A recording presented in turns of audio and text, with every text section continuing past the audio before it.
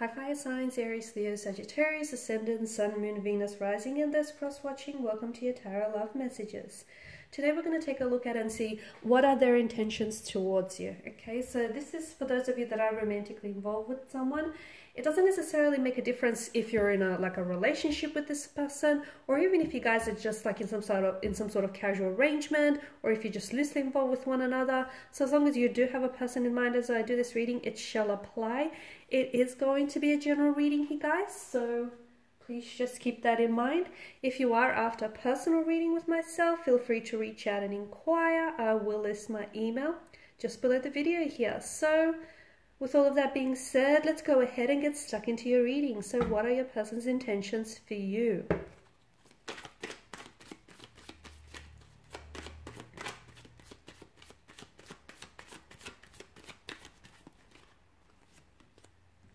Okay, you have the High Priestess here, the Eight of Swords here, the Emperor, Strength, but that's come up in reverse and it's sort of focused on the High Priestess, isn't it? You have the Two of Cups here and the Seven of Swords. Okay, we've got some interesting cards here. Now, to begin with the High Priestess, she's definitely urging for you to trust your intuition, okay? So even if you're in a relationship, but if you have any doubts, hesitations or reservations around this relationship, then it's important for you to listen to those intuitive nudges that you get, because they're not just there to entertain you, they're there to guide you, and they're trying to communicate something to you. So for instance, if you feel like you can't trust your partner, or you can't trust what they say, or if you feel like something doesn't add up, maybe it's because a truth is being left out of the equation. So first and foremost, you need to really listen to your intuition when it comes to what is it that they intend for you and for this connection, and what are their motivations. So if you feel like you're only involved with someone because, or if you feel like they're only involved with you because they just want to, it sort of helps pass the time by and it's a good distraction, and if that's what your intuition is trying to communicate, then there may just be some truth to it. So it's very important to listen to whatever it is your intuition he tries to communicate, even if whatever it is it's trying to communicate to you is not something you want to hear.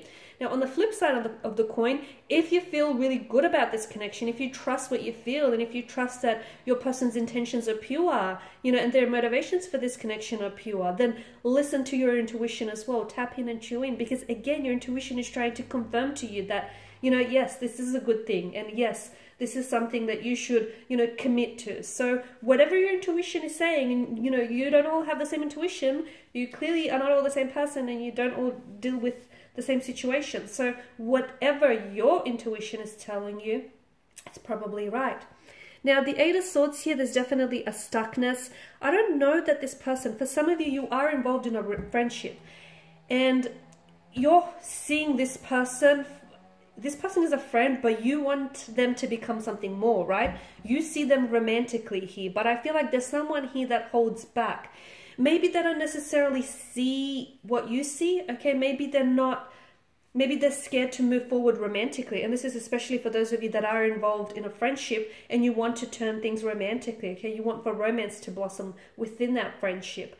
I feel like your person is scared to move forward. They are scared to jeopardize the relationship, the friendship here. So if you do go romantic with them, they're scared if things won't work out. It's not that they're preempting the worst. They're just being realistic about it. What if it doesn't work out? What will that do to your relationship? Will it jeopardize your relationship? Will that mean things become really uncomfortable to the point where the two of you just fade out and no longer speak to each other? Basically, I feel like they do value you and they don't want to lose you as a friend. So especially for those of you that are, once again, in the situation where you're, friends, but you want to be a little bit more than that. So your person is definitely scared of moving forward here in that manner, purely because I feel like there's a lot of insecurities, fears, and anxieties that hold them captive, okay, that prevent them from moving forward. There's also that insecurity or anxiety over losing you as a friend, or jeopardizing that friendship. And they're also not sure how the two of you would pair romantically here. Definitely a stagnated sense of energy. Maybe your person does have emotionally insecure. They're emotionally insecure, so insecurity issues. Because I feel like you're not necessarily like, to me, it feels like the growth of this connection is stunted. It's stagnated. It's not moving. And that's because your person's energy is very blocked and it's very reserved and it's very stagnated. But I'm also seeing that there is, because of the blindfolds here, are you not seeing the situation for what it is, or are they not seeing all the potential that this connection has? So someone within this connection, be it you or them, is not seeing something, okay? They're not seeing something. Maybe you're not seeing the red flags. Maybe this person is not seeing the potential. Maybe this person is not seeing something that may be right in front of them, okay? But I definitely feel like someone here is, they're shackled, okay? They're scared to move the relationship forward, or they're scared to enter into a relationship, or they're scared to turn things romantic here, because their insecurities, their anxieties, their fears, their low self-worth here is what's keeping them shackled. It's what's keeping them stagnated. And ultimately, because the Eight of Swords governs mental energy, it has a lot to do with the way that they think and the way that they perceive and the narrative that they tell themselves here. I also pick up a very stubborn energy around your person, like they're not very fluid, they're not very adaptable, so not very malleable. So in a sense, you know, if they make their mind up about something, they're quite headstrong, and as a result, it's not very easy to influence or change their opinion here.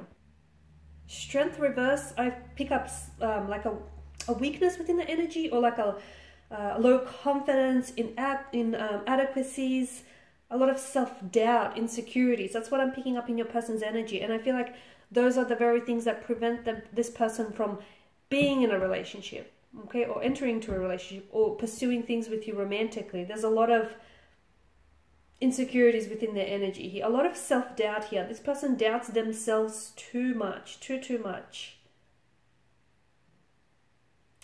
Could also mean that, I don't know, that is there... It's like a mental disorder I'm picking up. It could also be depression, though. Maybe this person is... They're not a bad person. That's not what I'm trying to say at all. Don't get me wrong. But I just feel like they may be going through a really low point in their life. They may have wounds from the past that need healing. They just may not be in the best emotional state. Maybe not in the best position to have a relationship. There's also that to consider as well. There's some sort of unhappiness or depression coming up for around the energy, and also sort of accounting for the reason why the two of you aren't in a relationship, or why the two of you aren't progressing things, or why there isn't forward momentum, but instead a stagnation here. Maybe the two of you are better off as friends. Maybe it's better for you to build this connection, like to stay friends, and then slowly build on that and see where it takes you. Because I do get really low self-doubt here with the energy. Now, the Seven of Cups, not the Seven of Cups, the Seven of Swords here also. This is like, there's something going on here. Someone, you got the 7 and the 8. I don't know if there's miscommunication, there's misunderstandings. I don't know if there's a deception or a disloyalty here, a lack of a lack of faithfulness here. There's something fishy going on here. Because often this card does like denote betrayal and deception here, but it could also be lies, trickery, scheming here, sneakiness here. Maybe this person is going about things in a very sneaky way here.